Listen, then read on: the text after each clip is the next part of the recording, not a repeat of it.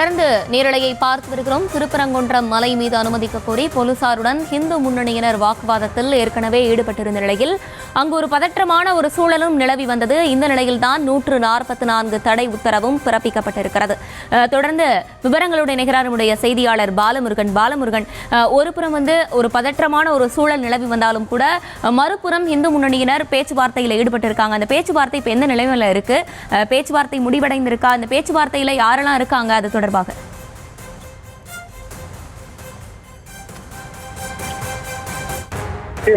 தொடர்ந்து திருப்பரங்குன்றம் மலை மீது தீபம் நீதிமன்ற உத்தரவுப்படி தீபம் ஏற்றக்கோரி பாஜக மற்றும் இந்து முன்னணியினர் போராட்டம் நடத்தி வந்தார்கள். அதன் அடிப்படையில் 144 தடை உத்தரவு பிறப்பிக்கப்பட்டிருந்தது. இந்த நிலையில் திருப்பரங்குன்றம் மலைக்கு செல்லும் பாதையில் மனுதாரர் ராம ரவிக்குமாருடன் வழக்கறிஞர் அருண் சாமிநாதன், நிரஞ்சன் குமார், ஐயப்பராஜா மற்றும் இந்து மக்கள் கட்சி சோலைக்கண்ணன் உள்ளிட்ட மனுதாரர் மற்றும் அவர்களது வழக்கறிஞர் வருகை தந்து காவல்துறை அவர்களுடன் மத்திய தொழில் படை பாதுகாப்பு வீரர்களுடன் பேச்சுவார்த்தை நடத்தி வருகிறார்கள். நீதிமன்ற உத்தரவு நகலை காவல்துறையிடம் காமித்து மேலே அனுமதித்து தீபத்தை ஏற்றுமாறு காவல்துறையிடம் தொடர்ந்து 1 மணி நேரத்திற்கும் மேலாக முறையிட்டு பேச்சுவார்த்தை நடத்தி வருகிறார்கள். தொடர்ந்து பேச்சுவார்த்தை நடத்தியனாலும் கூட 144 தடை உத்தரவு பிறப்பிக்கப்பட்டிருக்கிறது. திருப்பரங்குன்றம் அவசரகால சட்டம் மற்றும் ஒழுங்கு நிலைமையை கருத்தில் கொண்டு உத்தரவு வரை பொது பாதுகாப்பு மற்றும் பொது அமைதியை பராமரிக்க பிரிவின் கீழ் மாவட்ட ஆட்சியர் 144 தடை உத்தரவு பிறப்பித்திருக்கிறார். இதனால் மேலே அனுமதிக்க முடியாது என்று காவல் ஆணையாளர் தொடர்ந்து 1 மணி நேரத்திற்கு மேலாக பேச்சுவார்த்தை நடத்தி வருகிறார்.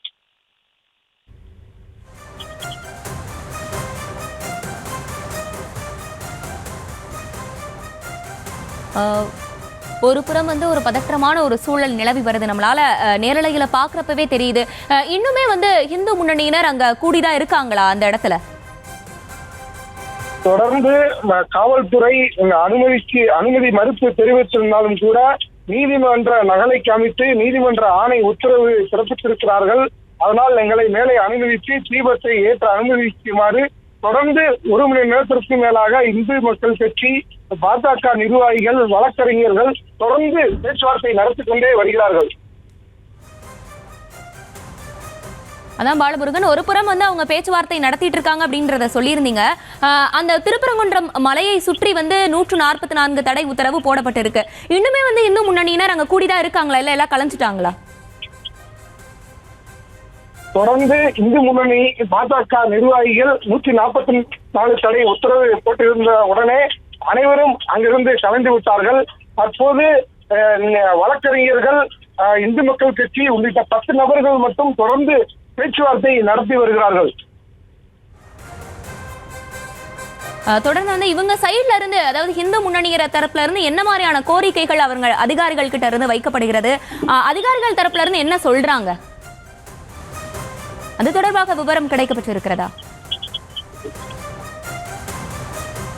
நிச்சயமாக திருப்பரங்குன்றம் மலை உச்சியில் கார்த்திகை தீபம் ஏற்ற நீதிமன்ற உத்தரவை அமல்படுத்தாததால் பரபரப்பு நீடிக்கும் நிலையில் மத்திய தொழில் பாதுகாப்பு படை வீரர்கள் திருப்பரங்குன்றம் வந்திருந்தாலும் மதுரை மாவட்ட காவல்துறையினர் 144 தடை உத்தரவை காரணம் காட்டி மலையில் மேலே சென்று அனுமதி மறுத்ததால் பதற்றம் மேலும் வெகுவாக அதிகரித்திருக்கிறது.